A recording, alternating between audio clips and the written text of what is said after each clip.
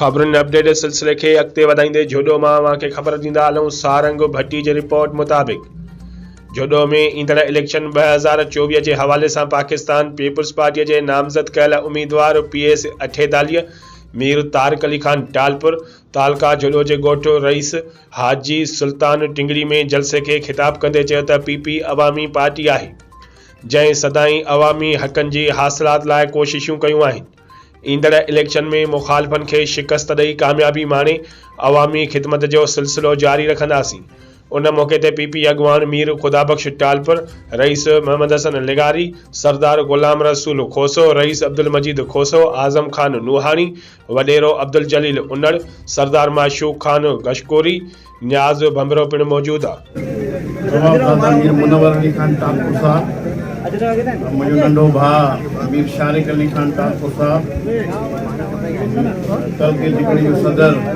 मीर जानी मीर खुदाबख्श मीर जानी टालपुर साहब,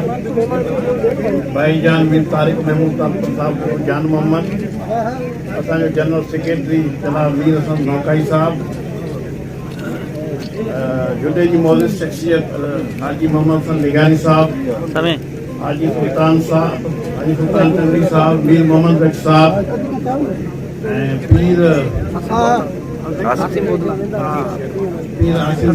साहब, साईं फकीर शेर साईं फकीर शेरमन साहब, सरमन बिलालानी साहब, ये महफ़िल सजाईंदड़ UC पैरमन बिलालानी जो असांजो भाउ अमीर हसन टंगड़ी साहब, असांजो बदीन जो दोस्त हाजी मुख्तार किताबी साहब, रमेश साहब,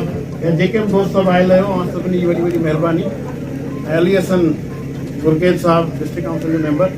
जेके दोस्त रहिजी विया आहिनि हाणे रश वॾी आहे इन करे माज़रत। त हाणे असीं